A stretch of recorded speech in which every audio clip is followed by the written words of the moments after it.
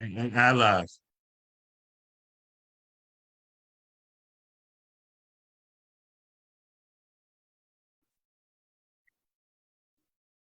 Lisa Brown. Welcome to the African American Initiative Summit on Infectious Diseases. I am Arlisa Farley Brown. We are in the midst of a once in a 100-year pandemic featuring COVID-19 and its variants. This has had a tremendous impact on the way we live and how we seek to protect ourselves from health compromising invader, which has resulted in many deaths. The COVID-19 is not only the only invader that we are in need to be wary of right now. With the onset of winter, there are other viruses that have raised increasing concerns as to their overall impact. This includes the rise in influenzas and other diseases that present a unique challenge toward potentially to you, our health personnel, and facilities. How effective are COVID-19 mitigation strategies, particularly mask wearing, physical distancing, school closures, and limiting travel and economic activity? What is the impact of these viruses collectively? What are the current and future dangers? What should you be doing to protect yourself, family, and others? The African American Initiative features policy and issues driven to discuss the promotion of greater understanding of what produces outcomes that we will witness today. AAI recognizes that it is through these insights that we can be better inspire and plan actions that are productive for the future as well. A wide array of primarily African American stakeholders, leaders, and operatives have come together to address the issues that confront the African American community. We are pleased to present medical professionals to discuss the issues and the current circumstances and issues that affect the outcomes and the disparities associated with infectious diseases. Once again, the African American Initiative is co-host of this event with AARP of Kentucky and continually to collaborate in collaboration with the Psi Boule of Sigma Pi Phi fraternity, the National Black Caucus of State Legislators, and WLOU Radio, who is simulcasting this event at 1350 AM and 104.7 FM on your dial, as we stream on Facebook Live and later posted on YouTube. Now, our moderator for this event, Kentucky State Senator Gerald Neal. Thank you.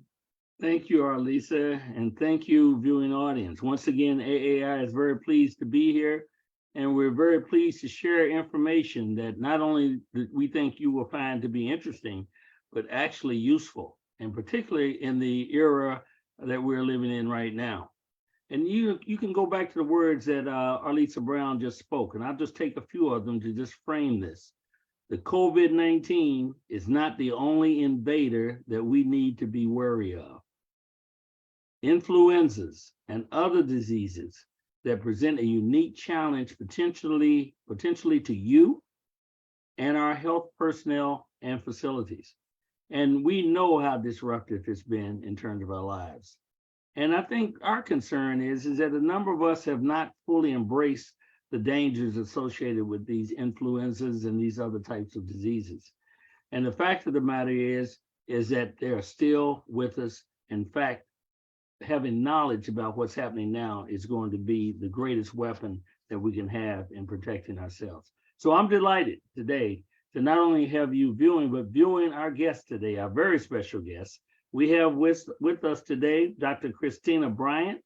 Dr. Bryant, an epidemiologist and pediatric infectious disease specialist at Norton Children's Hospital, and Dr. Mark Burns, the University of Louisville School of Medicine. Welcome. Dr. Bryant, why don't you tell our audience a little bit about who you are and what you do? Thank you, Senator. So I have a couple of different roles at Norton Healthcare. I'm a pediatrician specializing in the care of children with infections. So I can speak firsthand about how COVID and flu and RSV affect children. Just last week, I was caring for children in the hospital who had severe complications of flu. So if you want, we can talk a little bit about that. I'm also a hospital epidemiologist. So what that means is I study the pattern of infections in children, and I research how to prevent infections in children, particularly children who are in the hospital. During the pandemic, I worked on infection prevention protocols for hospitals and community organizations, as well as protocols for diagnosing and treating COVID-19 in kids. Right as the pandemic started, I began a 2-year term as president of the Pediatric Infectious Diseases Society, and that just ended in October. I'll tell you, that was a pretty interesting position to be in, as our profession was dealing with a brand new infectious diseases. Last year, I joined the American Academy of Pediatrics Committee on Infectious Diseases. This is a committee that works on policies related to infections in children. The committee produces resources for pediatricians and other clinicians who care for children. And we also produce resources for parents. So the AAP has a terrific website called healthychildren.org that is a nice source of information about a lot of different infections. This past year, I was one of the authors of the AAP's policy statement and technical report on influenza. That's everything you want to know about how we prevent influenza in children, diagnose it and treat it. And so I'm pretty passionate when it comes to influenza vaccination. I'm honored that you invited me to be part of the panel today. Well, thank you very much for being here. Dr. Burns, Dr. Mark Burns, tell us a little bit about what you do and how you apply yourself in your profession. You're mute. Can you hear me now? I can hear you. Oh, okay, great. Well, Senator Neal, thank you for having me. I'm Dr. Mark Burns. I'm from Louisville, Kentucky. I did my training in internal medicine here at the University of Louisville. And I did my fellowship in infectious disease also at the University of Louisville. I presently do inpatient care primarily at the VA hospital here in Louisville, and also to a degree at the University of Louisville Hospital downtown. I've been involved with the treatment, with the diagnosis and treatment of COVID-19 since the very beginning. I've also been with our group at the University of Louisville. We have been a site for clinical trials for the testing of vaccines for COVID-19. We have written numerous papers on COVID-19 and some of the other things, such as vaccines. We've been involved in research with complications of COVID versus vaccines. In addition to, we have ongoing studies for long COVID for people who, although they've recovered, they may still have prolonged symptoms from COVID-19. In addition, of course, that's not only to mention the other things that we do treat at the University of Louisville and VA hospitals, primarily things that do affect the Black and Brown communities, such as HIV, hepatitis, and all the other diseases that have been occurring, for years. One last thing too, right now during this season, the beginning of this winter season, the big three, as I'm sure most people have heard, between COVID, influenza, and respiratory syncytial virus, or RSV, they have been affecting many people in our community. And as we will discuss later, of some of the preventative measures and how people can go to protect themselves. But suffice to say that being an infectious disease specialist as myself, primarily adult infectious diseases, we deal with the more common problems, the ongoing problems, and then the, for lack of a better term, novel problems such as COVID-19. So you see, both of you guys have the information, you have the experience, and you're engaged currently in dealing with these issues. Dr. Burns, I wanted to deal with this COVID piece in particular to start off, because we've been in what has been framed as a pandemic for the past 3 years, I believe.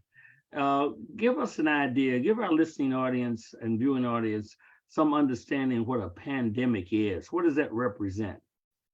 Okay. I think our epidemiologist would be actually knows the actual definitions much better, but I can tell you, you talk about pandemic that involves worldwide, and it's a disease or some disorders that unfortunately will involve just about everybody on the planet, as opposed to epidemic and things like that. But I'll let Dr. Bryan, she can give much more detail from her training as being an epidemiologist. Dr. Bryan. Dr. Burns, I think that was a terrific description, because that's exactly what we saw with COVID-19. A new virus, SARS-CoV-2, really spread throughout the world, and has affected people on every continent, in every country, in every community. You can contrast that to other viruses that you mentioned in the introduction. So epidemics. We have epidemics of RSV and flu every single year. And until recently, they were pretty predictable. We knew that every year we were going to see flu cases rise in the late fall and fade away in the spring. Every year we could predict when we would see RSV. And then the pandemic, the spread of this new virus has really just disrupted what we had become accustomed to with routine viruses. So there's a distinction between epidemic and pandemic. And that is, the pandemic is worldwide. I think you're on mute. The pandemic is worldwide, and the epidemic is just national, I guess, in scope. Well, yes, and the pandemic was a new virus that spread throughout the world. And just contrasting that to epidemics, which we see regularly, and we can often predict. A pandemic is unpredictable. Now, there's another term that's floating out there that I ran across. They called it endemic. When does a epidemic or a pandemic become an endemic? In other words, when does it become something that's, I guess, going to be with you forever? Endemic pretty much implies sort of localized spread, usually like within a community.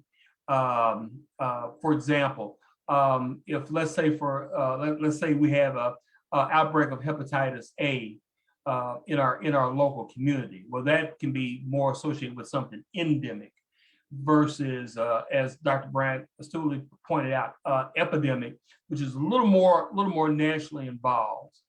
And then again, so you notice where we were starting from inside, a smaller scale, and then sort of spreading out, as you would. So endemic, more localized. Epidemic, still not exactly localized, but still within, let's say, like a continent or something. Versus pandemic, which would be worldwide. So let's talk about the impact of this. Where are we? I can remember when it started out, what did we do? We shut down everything that we could shut down. People were staying in their homes. Everyone was washing their hands and avoiding each other. And now it seems like everybody is just, let me out of here. Let's experience everything that we possibly can. So what is the state of COVID? Let's go with COVID first. What's the state of COVID now, as opposed to, let's say, the past year or two? Okay. Well, I can speak to that, to some of that. Unfortunately, our president had announced that the pandemic was over, which was very, very, very far from the truth. But I believe the statement was such that we're done with COVID, but COVID's not done with us, so to speak. Yes, the state where we are, I think we are in a much better place now. Originally, when we had SARS-CoV-2, which is a coronavirus, we've been exposed to coronaviruses before. We had the original SARS-CoV-1 back in the early 2000s. This was followed by MERS, Middle Eastern Respiratory Syndrome. Again, that's another coronavirus. And of course, not to mention human coronaviruses, which have been around. I think they were first noted in the 1960s. But since then, every so many years, I think we've come up with at least a total of 4 right now. But my point is this. When you look at SARS-CoV-2 and SARS-CoV, the original, these are sort of what I refer to sort of hybrid viruses. That is, they can involve infecting humans, but also animals as well too. And actually, that's sort of the source, if you will, is sort of crossed over from the animal, from their reservoirs, particularly like from bats, for example, which were reservoirs, and crossed over into humans. And that's been a part of the major problem. The reason we had lockdowns, which I think it's not very popular, but somewhat appropriate because this was a new virus, novel virus that we didn't have a lot of information on. We didn't know, we weren't sure exactly how it spread. We weren't sure exactly how to treat it. And at that point, the best thing to do was try to minimize contact because we did know that it was spread from person to person. So we tried to come up with mitigating strategies. We tried using physical barriers like masks and things like that. Again, to sort of try to keep it at bay the best we could while we were studying, learning about it, and also trying to develop a vaccine for it. So as I sort of indicated, we're at a much better place now because we know a lot more about it. We know things that we can do against it. Right now, that's why you see a lot of people going around without masks now because we're, number one, of course, we know more about it, but also the fatigue factors come into play as well too. A lot of people are tired of using our public health mitigating strategies, the hand washing, the social distancing, those types of things. Well, so we've really come a long way. Yeah.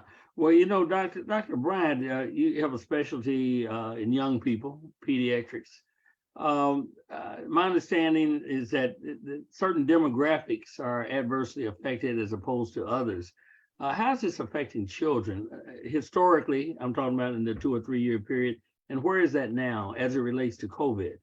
Sure. Senator, thank you. And I really appreciate Dr. Burns' comments in, framing what happened with the pandemic and where we are now.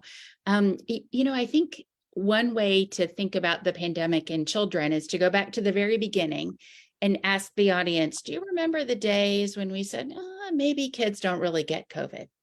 And if they do, they never get very sick. And if they get sick, surely they don't infect other people, right? There was a time when we thought that. Turns out none of that was right.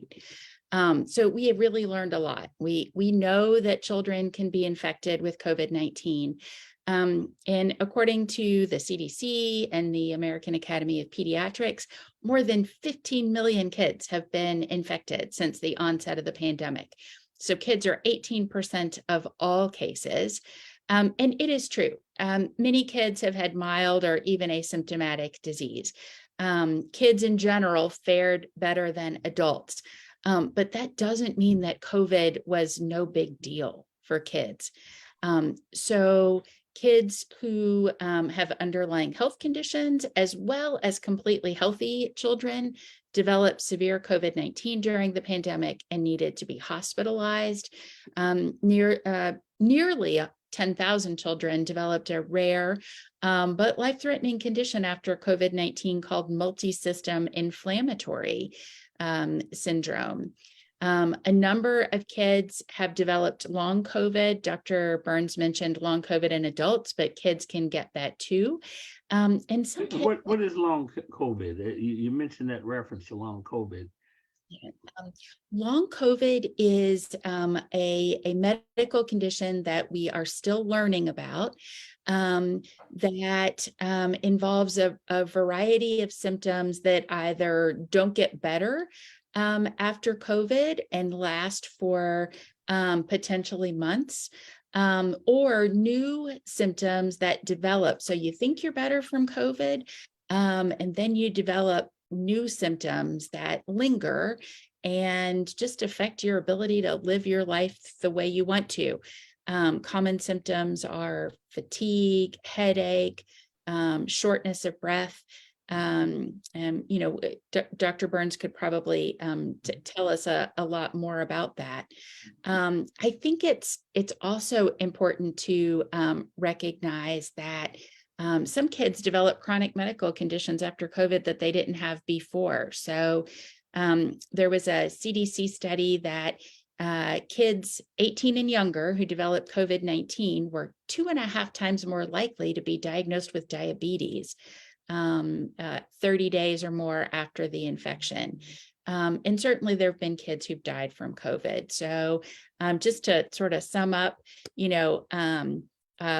did COVID have an impact on children? Absolutely. Kids get COVID and some kids develop severe infection. Well, and that's Senator, just to kind of piggyback on, as Dr. Bryan astutely pointed out, yes, especially when we talk about long COVID, it's prolongation of those symptoms that you may develop if you get COVID. Some other things, the big things also are like brain fog, shortness of breath, and still some people may have loss of taste and smell that has been prolonged. That used to be considered one of the hallmarks of COVID, what we call the loss of taste and loss of smell. But just imagine being better, getting over COVID, but still having these symptoms, and that's what we're continuing to investigate even now. So we have the children that are affected, and you're right, because I remember when they started talking about COVID. Well, don't worry about the kids, particularly the young kids. In fact, they didn't have vaccinations for kids back in those days. We've moved past that a little bit. But there was this other group, the older group, the 65 and olders, in fact, less than that. Where do they stand now? And what has been the history of older folks being impacted by COVID? Yeah, well, as far as the older folks go, unfortunately, as we tend to age, our immune system tends to age as well too. And so consequently, we are more prone to other types of problems because our immune system is sort of getting old as we are as well too. We talk about that, and we also talk about what we call comorbidities. That is, other problems that are occurring that also may sort of tax our immune system. Things like high blood pressure, kidney issues, what we call COPD, chronic obstructive pulmonary disease, people that may have just chronic disease, people that may have cancer. All these things are already taxing the immune system. And when you add an infection on like COVID, it can be extremely devastating and potentially life-threatening. So that's why we look at older people that are, unfortunately, like I said, their immune system isn't going to work as well as it did when they were in their 20s and 30s. And then if you already have problems with that, i.e. comorbidities, that even taxes your immune system even more. So these people are at most risk for bad outcomes should they develop COVID. I want to turn a little bit, because what I consider to be a very unusual phenomenon took place. It may be common in your professions, either one of you, is that they developed vaccines. And over time, they made these vaccines available not only to the older group of folks, but all the way down, as I understand it, down to very young people. And they're advocating the use. Now, my understanding is that they've been quite effective. I'd like some comment on that historically and where that is now. But I also want to deal with this question of resistance to protecting yourself from the advent or the impact of COVID. Yeah, so Dr. Burns, if okay with you, I'll give a brief overview about the vaccines and then maybe we can dialogue about some of the reasons for our immunization rates. So Senator, you're absolutely right. We had vaccines. Vaccines were developed to prevent COVID. We have safe and effective vaccines. They were initially rolled out for adults. And now we have vaccines available for kids as young as 6 months of age. And both the CDC and the AAP recommend vaccination for people 6 months and older, so including kids. And so, you might say, well, all right, I know somebody, or maybe it's even, maybe they're people in the audience who are like, I had vaccine and I still got COVID. So vaccines work to prevent severe disease. They keep people largely out of the hospital, and they prevent severe outcomes like death. No, they don't prevent every case of COVID. I think they're particularly important for young children because it's very hard to predict who is going to develop a severe outcome. Dr. Burns mentioned, people with comorbidities, people who are older. All right, we can predict they might get really sick from COVID. Young kids, they're maybe less likely to develop severe outcomes, but we have a hard time predicting who the ones who are going to get really sick are. So these vaccines have been rigorously studied, and they work. But people are not taking advantage of them. And I concur 100%. The vaccines have been proven to be safe and effective. The vaccines, they won't prevent you from getting COVID. That is, they just because you get vaccinated doesn't mean that you won't get COVID. You can have what's called a breakthrough. Okay, that can happen. However, the major job of the vaccines have been to prevent hospitalization and prevent death. Okay, and they're really, really good at that. And as Dr. Bryan pointed out, everybody over the age of 6 months can get vaccinated. Okay, and just so you know, everybody over the age of 5 can be boosted. That is, they may need to get an extra shot after the vaccines, primarily after a prolonged period of time, usually about 6 months. The protections they've noticed that the protection sort of wanes on that. And then that's why we've been giving boosters. But everything Dr. Bryan said, I agree with 100%. It's fun. It's ironic that I was doing a little investigation myself that in some countries, they have now turned to boosters, which obviously reinforces vaccinations, your initial vaccinations. But they've put so much emphasis on boosters that they've neglected to continue the process of immunizing the individuals with the initial piece. But here in the United States, you have the access to both. Is that correct? Yes, that is. Yeah. People, and just so you know, people should have their primary series first and foremost. So why the resistance? I have almost pulled my hair out, what little hair I have left, trying to understand that. I'm a survivor of COVID. 8 days in the hospital, 15 liters of oxygen a day, almost going to the ventilator. Let me tell you, I'm a believer. But I try to talk to some other people from the personal experience, and it just shoots right over their head. Do you have insights into why there's resistance in some people to that which scientifically has been demonstrated to be effective and protective of them? Oh, I think we could have a robust discussion about this. I think for some people, the newness is a barrier. Dr. Burns, I suspect you've seen that in some of your patients, like, I don't want to be first with this new vaccine. but now hundreds of millions of people have had vaccine, and we know it's safe and effective. For some people, maybe particularly parents of kids, they think, well, okay, I'm not convinced COVID is a big deal. So why bother getting immunized? And for some people, when they've had COVID, they say, well, I've had COVID, so now I don't need to be boosted. Or I don't need to start vaccine. But we know people can be infected more than once. And vaccination after COVID infection is beneficial to prevent you from getting sick again. Dr. Burns, what are you seeing? Pretty much the same thing. The story that I've been hearing, and it's from different demographics.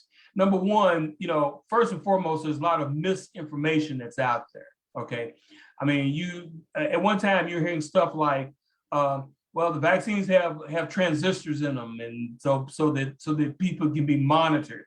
And I always point out, your cell phone does that. You don't need to put that in the vaccine. Okay. and then secondly, people say, well, they were developed too quickly. They were developed a different way than the quote unquote traditional vaccines are. And so I want to wait and watch it for a while and see, and things like that. And then finally, and again, things I don't really quite understand. They can get measles, mumps, rubella. Those vaccines, the traditional vaccines, no problem. Polio vaccine, not a problem. Give it to me. When you talk about COVID, all of a sudden, it's like, well, wait a minute. I don't know. Are you Republican, Democrat? Are you or what? What are you? And they unfortunately have politicized it. Add that on top of the large amount of misinformation. And it's almost like there's someone trying to sabotage the fact that these vaccines, which have been proven, as Dr. Brands pointed out, safe and effective. Even to this day, some people are still hesitant about getting vaccine. And I'm not talking about just one particular group. There are several people, different races, creeds, colors, beliefs, those types of things. And unfortunately, that's the common denominator with many of them. I want to thank our WLOU radio who is simulcasting this show, 104.7 FM and 1350 AM on your dial. Welcome. Let me turn to another matter, because we're not just talking about COVID when we start talking about infectious diseases. We're talking about now the influx of the flu. We know what the flu is. It comes every year.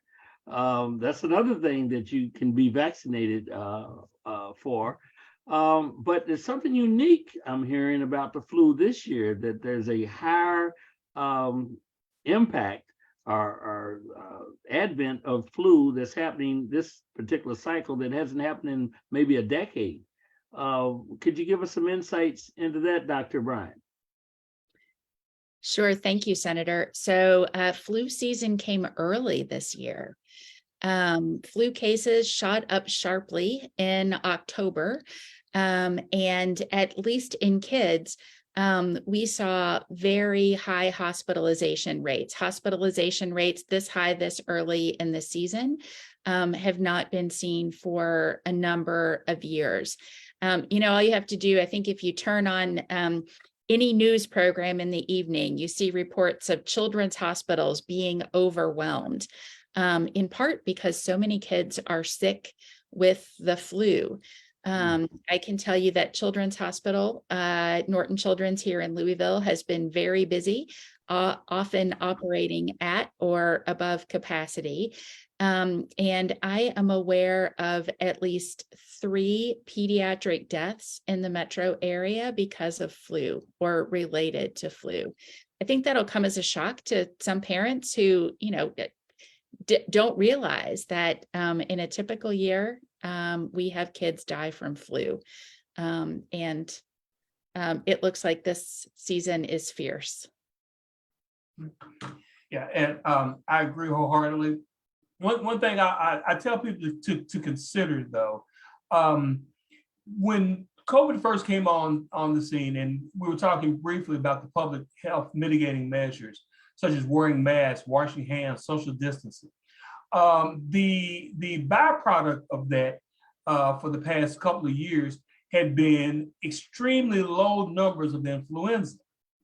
So it did show that, number one, masks do work, and number two, these mitigating strategies were, although they were meant for COVID, they did affect some other infectious diseases. Again, upper respiratory infections, common colds, and flu were down tremendously. That first year, I believe in 2020, flu was almost non-existent.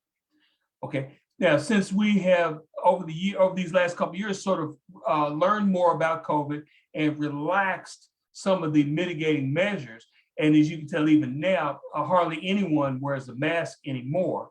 Consequently, we're getting increased numbers of influenza, much higher than they have been the past couple of years. Now, they are exceedingly higher than the average numbers were, prior to COVID. And I'm not sure if I can totally explain that. I don't think we have seen that much since the H1N1 outbreak. I believe it was back in 2009, 2010, during that time. But suffice it to say that, in my opinion, I do believe that the reason we have such higher numbers right now compared to the past couple of years is because the masks have come off, the mitigating measures have been relaxed, and unfortunately, things like flu are starting to take off. Now, I may be saying this wrong. Is it RSVs? RSVs. What are RSVs? This is another respiratory disease of some sort. What exactly is that? So RSV is respiratory syncytial virus. So much easier just to say RSV, in my opinion. This is a virus. This is not a new virus. This is a virus that we've known about for a long time. It is really common in children. So nearly every kid gets infected with RSV by the time they're 2. This causes an infection, often down in the lungs. It causes lots of wheezing. It can send young children to the hospital. And historically, RSV has been one of the most common reasons young kids are hospitalized. As Dr. Burns pointed out, we've had a couple of unusual years with RSV. When everybody was wearing a mask, we didn't see a whole lot of RSV circulation.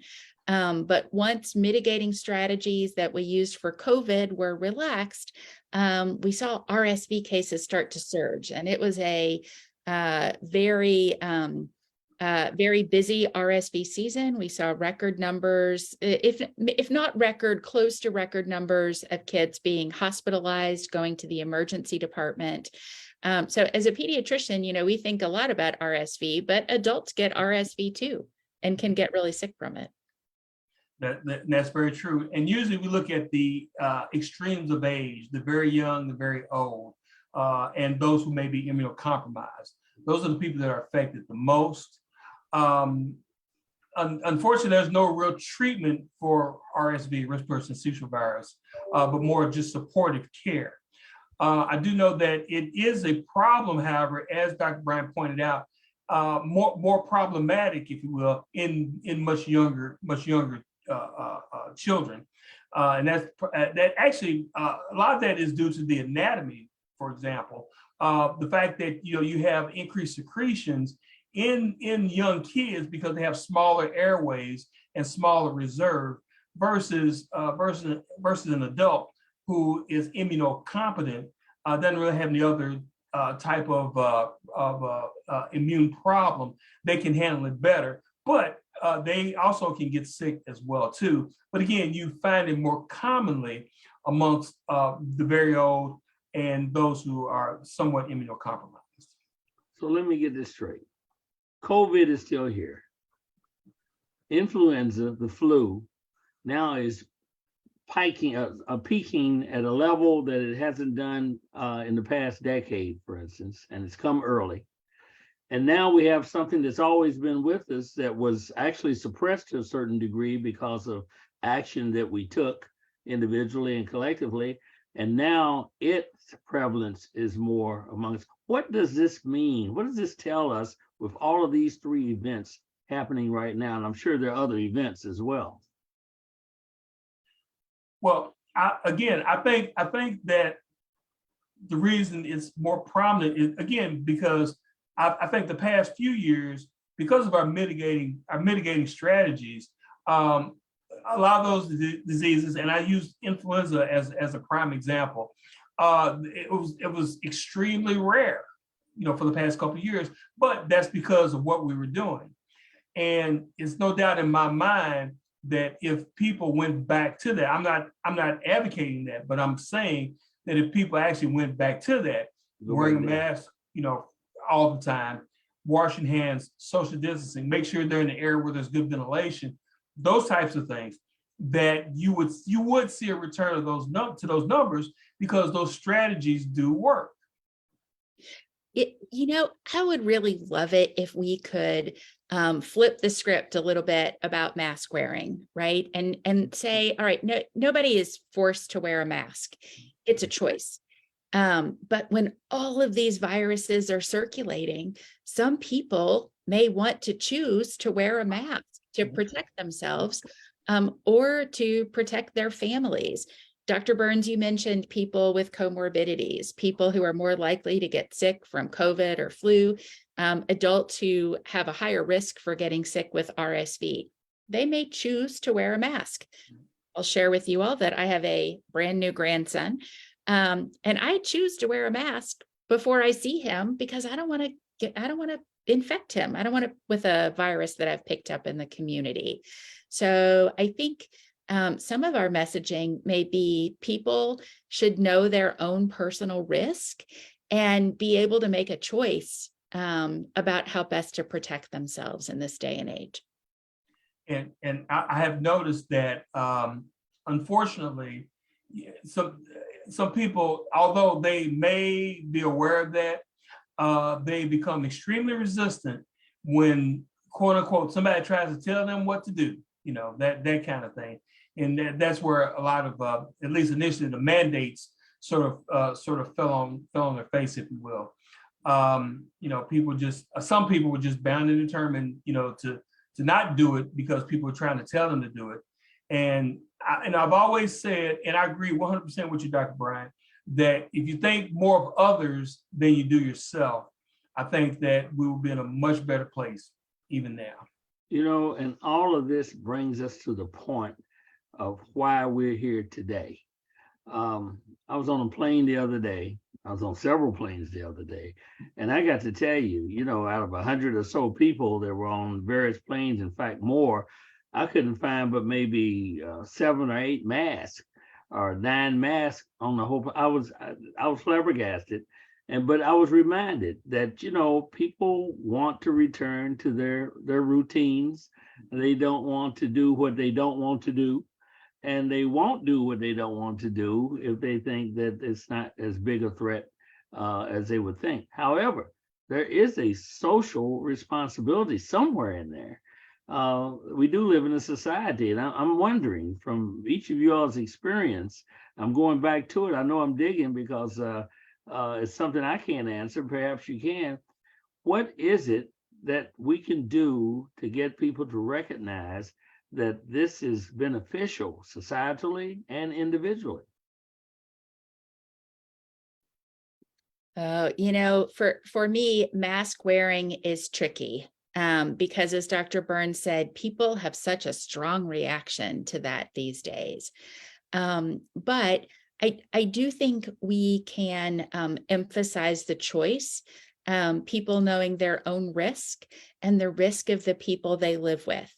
And so I am very commonly asked, well, I don't want my family to get sick. What can I do to protect myself and my family? People don't want to stay home. I get that. I don't want to stay home either. So choosing to wear a mask when you're in a crowded place and you can't move away from somebody who's coughing, that's one positive thing that people can do. And of course, hand washing and vaccine. People can choose to get a vaccine. Yeah, Senator, I think that if we could combat the misinformation that's out there, that is, make sure people get the facts, the true facts, I think that would be extremely beneficial. I think people should consult with their physicians, but there's also what we call trusted messengers that should be in the community as well too. Someone like maybe a priest or someone who is a trusted messenger who can give people the facts as well too, or at least reassure them that decisions that are made, particularly by physicians, or decisions that are made to protect the community are good decisions. Again, I do believe that misinformation has led to many, many problems that people have. Not only that, but also even the myths of some of the previous treatments, things like ivermectin, things like bleach, these unproven therapies. That has to be vocalized as well and shown that those things do not work. Again, goes back to consulting with physicians and trusted messengers, to get, what are the facts? What's the truth? Tell me the truth about this. And I believe that would help solve at least a portion of it anyway. Well, it still leaves me perplexed, and I can't get over that. I can't, it is what it is, I'm sure. But the reality is people, I think, now are back to living what they think they need to do to enjoy life. And I don't think we're going back unless something dramatic or traumatic happens societally. It reminds me of what happened in China, what's happening in China right now, Dr. Bryant and Dr. Burns, of a government saying, hey, do this, do that, and so-called crackdown, and the reaction that human beings, these are human reactions that are taking place. But it's sad, it's ironic that these things are happening in this way. Let me ask you a question a little bit beyond that. There are other types of diseases that are out here, but before we get to that, I want to deal with this question of disproportionate impact. People of color, people in poverty, for instance, are living in situations that are subjected to environmental impacts that aren't good for the health, for instance. What are you seeing in that area, in your practice, in your investigation, Dr. Bryan, Dr. Burns? What are you seeing as the extent of this? Tell us a little bit about that. Well, as you kind of alluded to,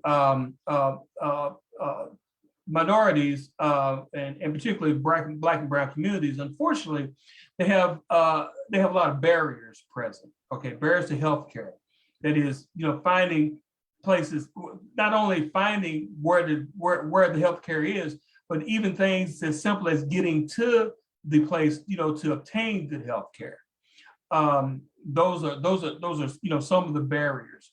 In addition, it's been shown, and I know we keep going back to COVID, but it's true for a lot of other diseases as well, that because of, let's say, for example, the jobs that people have, okay, particularly in the minority communities, they usually have frontline jobs, which means it's usually face-to-face jobs. And anytime you do that, when we talk about infectious diseases, there's always the possibility for direct transmission of infectious disease versus, let's say, for example, someone who can work from home, someone who can be out of the public's face, if you will. Again, you find those types of jobs are not as prevalent for minorities, to have. So because of those types of things, and I can't overemphasize the barriers that are present as well too. I mean, I remember I was on the mayor's vaccine task force, as was Dr. Bryant, and we talked about different barriers that tend to come up, particularly here in Louisville, the people in the West End, but it can be any area that you have a high minority population. There were some people there who didn't even have cell phones, who didn't have computers. They couldn't register, to get their vaccine. They didn't have good ways to communicate, and they weren't exactly like sick and shut in, but they didn't have access, to get to like bus lines, or they couldn't afford Ubers or taxis or whatever, to get to the place to receive their medical care. So the bottom line, and in summary, it's for me, it's just basically been because of the numerous barriers, and you see them more, unfortunately, in minority communities, and also the type of work, the type of jobs they have. They can't call in, they can't work from home. They have to actually be their frontline service type jobs. And yet I understand, and it may be a result, Dr. Brown, of the task force, Dr. Burns, that you're speaking of, that I'm told that Louisville, when you compare it to other like metropolitan areas, actually fared very well in this particular area. Overall, in terms of the advent of these of COVID, as well as the flu, etc. I guess they really tracking flu now, but they're doing better than other communities of like size. Is that consistent with your understanding? I don't have any local data, but I know that our community has made really concerted efforts to reduce the health disparities that have been acknowledged nationally. And I think over the last couple of years, we've talked a whole lot about COVID-19 and health disparities, but those exist for other diseases. So flu, for example. So there was a study that spanned 10 influenza seasons, and Black children and Hispanic children and American Indian and Native American children were more likely to be hospitalized with flu. Some of those children had death rates from flu that were 3 to 4 times higher.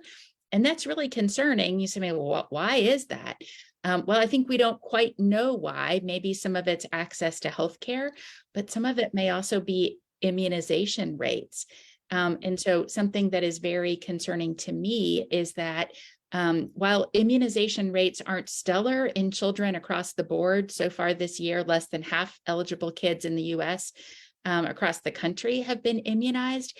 Immunization rates are lower in Black children than in other children. And so we're not protecting our kids. We need to talk about how to fix that together. Well, it continues to pose a problem. So, but we have other things that are happening here that affect the outcomes that are related to infectious diseases.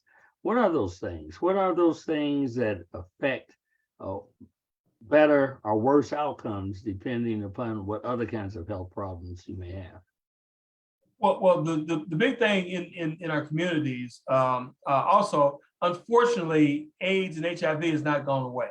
Okay, it's been with us, since the early 1980s, and it's still here. The good news on a front like that is we have better medications for them, and we have learned a lot about AIDS and HIV, even to the point where it is possible that, for example, controlling your disease can actually result in decreased opportunities to transmit active virus, for example. But again, this goes back to the medications are better, the strategies are better.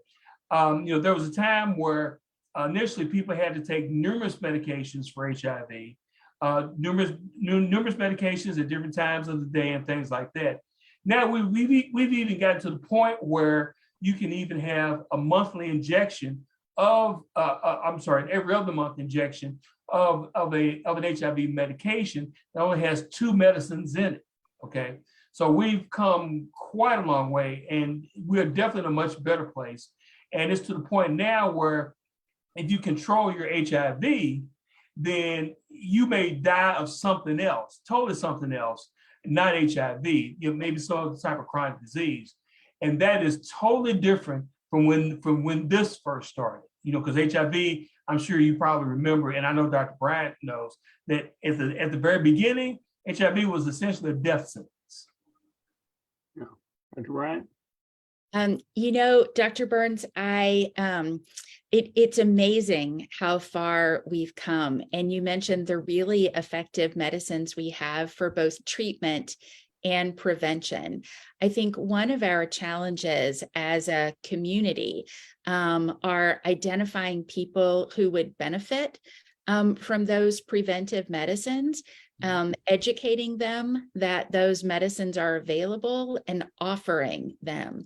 I suspect in your practice, you may look at it, let's just even say young adults who had risk factors. Maybe they had other sexually transmitted infections, and nobody offered them prevention, a preventive medicine.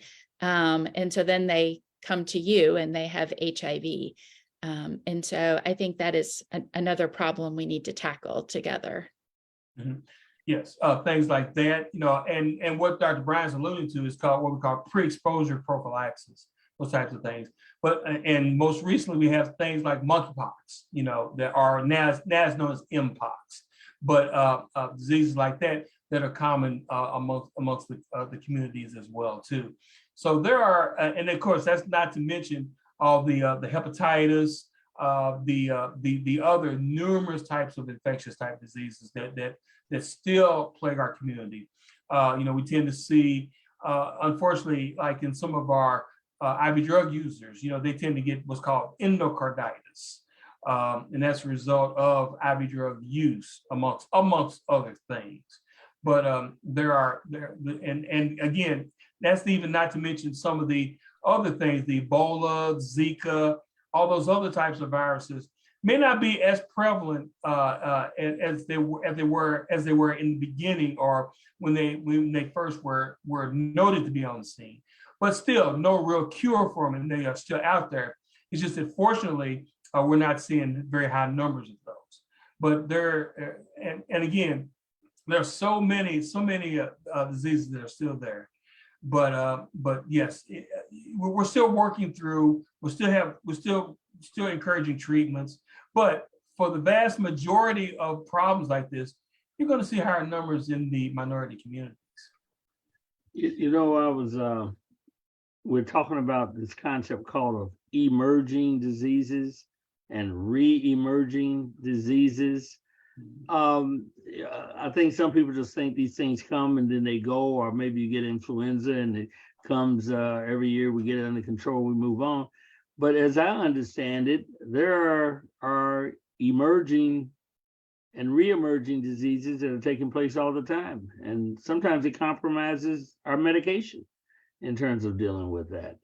What do you have to say about that? I mean, is this a continuing threat that we're going to have to deal with? This is going to be an ongoing piece, or what do we have to look forward to here?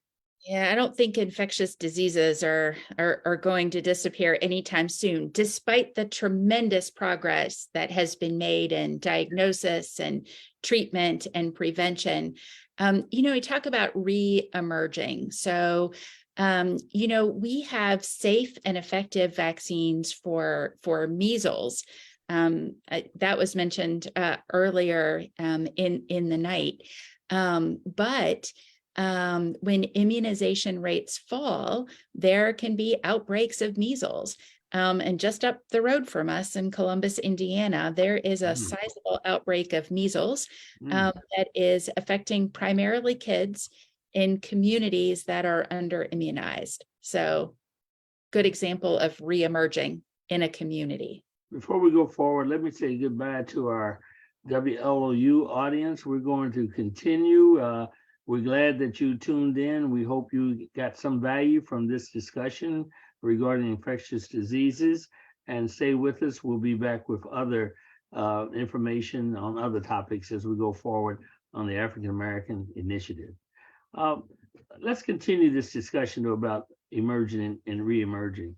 Going back to COVID, when we came on, we talked about this was something that we didn't have a pandemic. This is a 100-year piece. In other words, we had diseases that took place 100 years that constituted a pandemic in our history. And now we're back at this. Are we saying when we're talking about emerging or re-emerging diseases that we can expect to have further pandemics in our future? Well, Senator, it's really hard to say.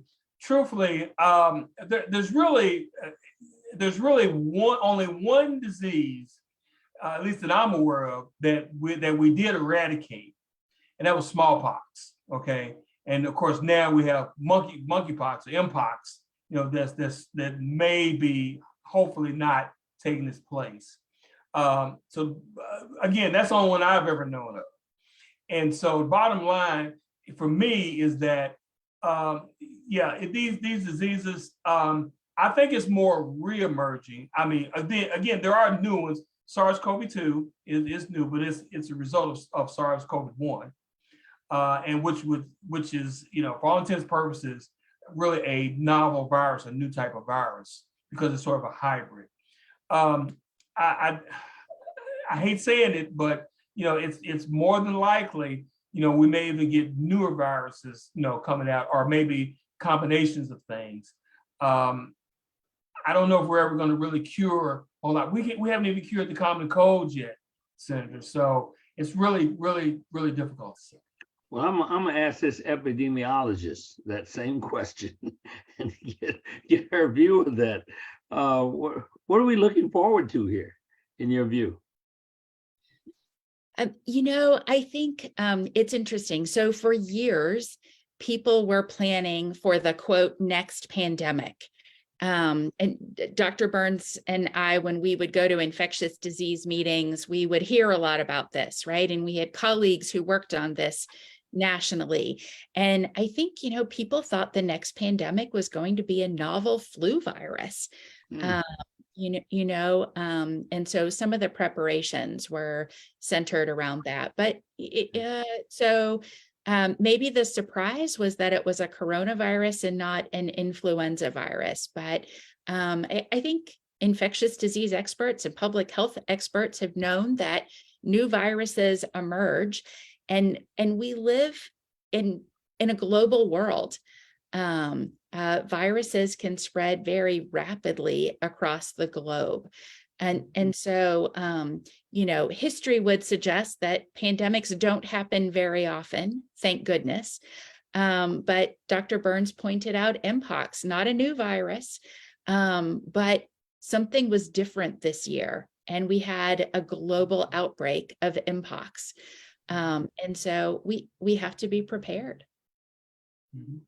So it looks like sharing of information, keeping information out front, notwithstanding notwithstanding the progress that's being made in the fields that you both work in and what scientists do in creating new vaccines and all this sort of stuff.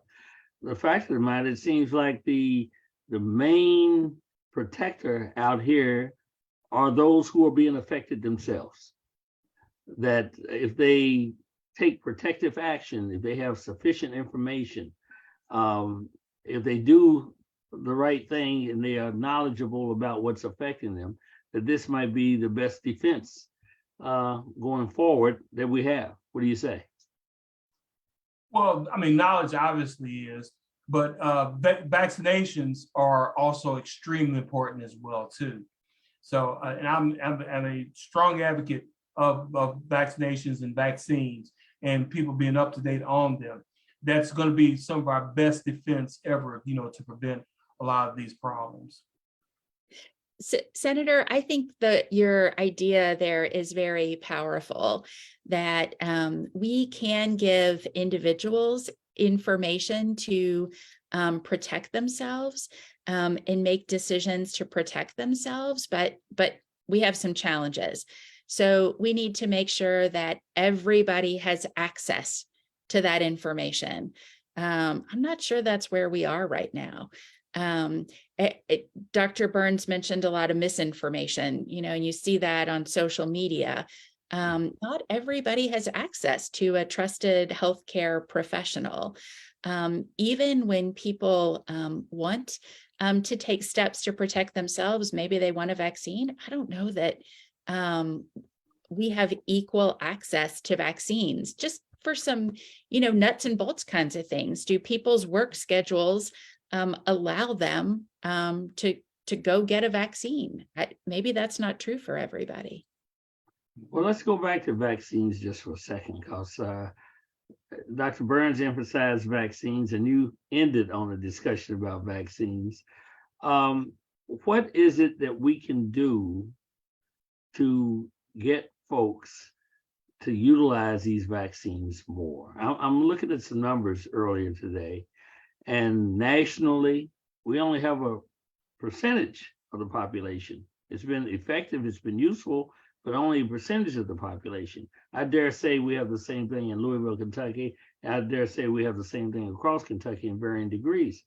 So what is it that we can do? This is the thing I'm befuddled. We can share information. There's no panacea, I guess you would say. But what is it we can do? Should we be having a whole full court press continually to do this? Should we be establishing policies that require certain types of things like we did when we dealt with polio back in the early days, and other kinds of vaccinations? You couldn't get into school unless you had certain types of vaccines. I mean, what is it that you think we should do? Should we do something stronger or something different? What can you share with us? Well, Senator, I can tell you, that's a very difficult question. You can talk about mandates, and again, it seems like all the other vaccines, there really hasn't been that much of an issue. Yes, you're going to have a certain number of people who are anti-vaxxers, and some of the things that they allege have never really been proven out.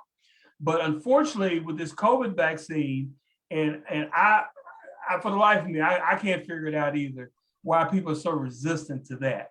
But that's going to be the I believe the vaccine that are getting that vaccine is going to be the most problematic one.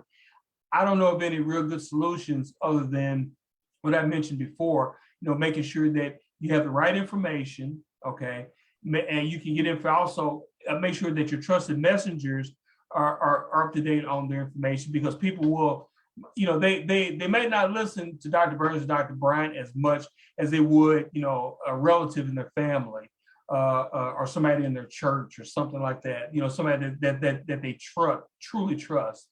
But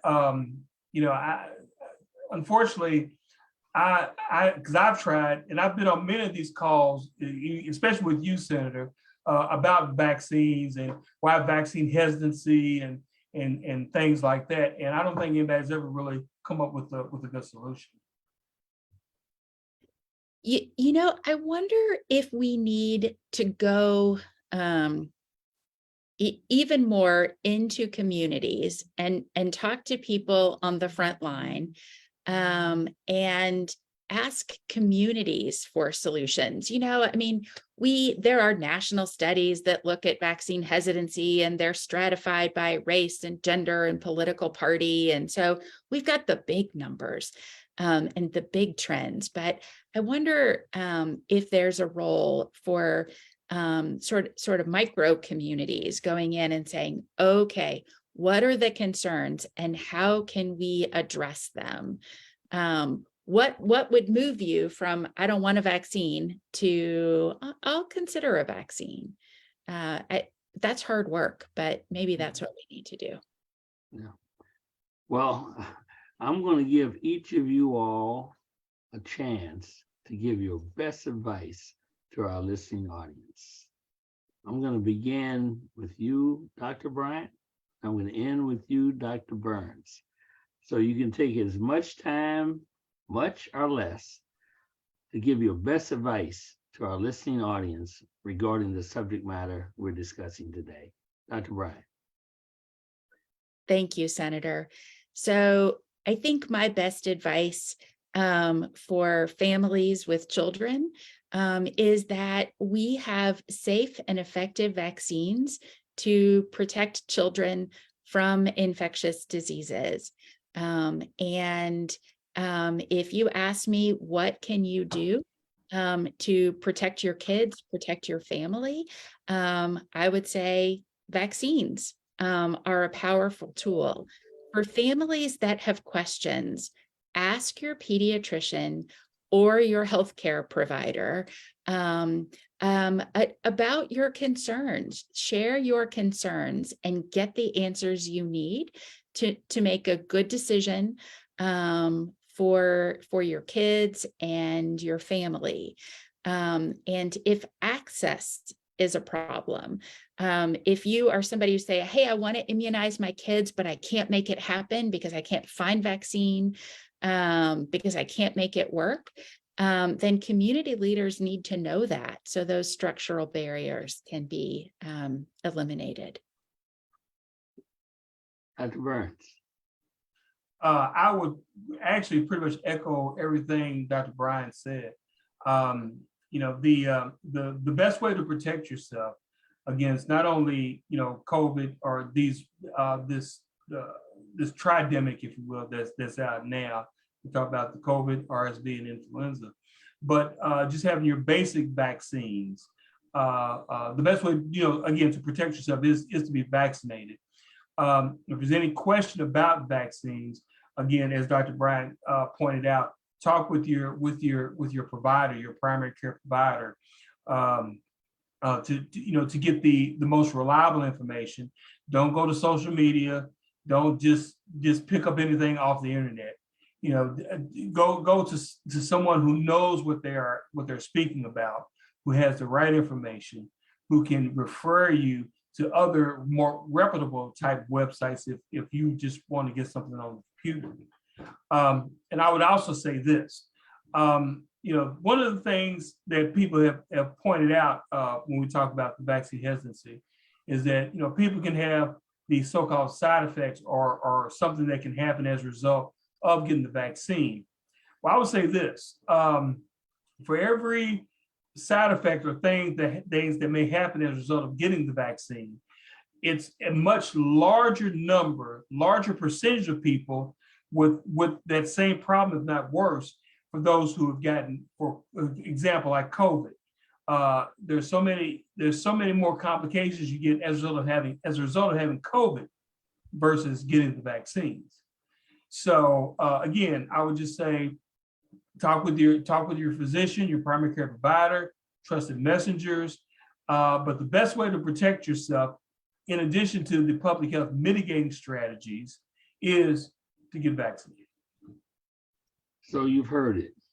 You've heard it from two health professionals, individuals that have studied and have practiced, have dealt with the health concerns of individuals on multiple levels, giving you advice about circumstances that are impacting our community and very well may impact you personally. So I am with what we began with. The COVID-19 is not the only invader that we need to be wary of. Influenzas and other diseases that present a unique challenge potentially to you and our health personnel and our facilities is right here with us. And we are part of the answer of protecting ourselves. I want to thank the co-hosts with African American Initiative, Sabule of Sigma Pi Phi Fraternity Incorporated, the AARP of Kentucky, and the National Black Caucus of State Legislators in collaboration with WLOU Radio, who simulcast this event today. I want to thank them for their participation, and I want to give a special thanks to our guests today, Dr. Christina Bryant and Dr. Mark Burns, on the front line, protecting our health and devoting their lives to that. So God bless you. Do the right thing. Stay healthy until we see you again on the African American Initiative. And good night.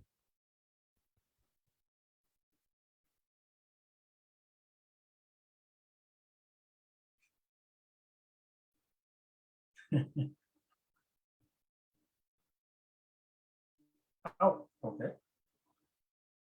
I guess we're done.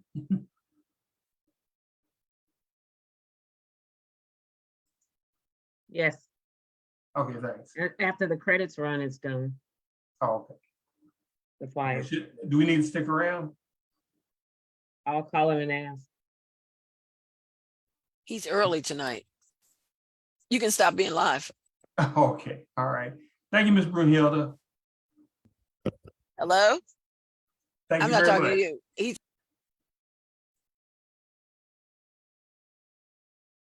He cut it off from him.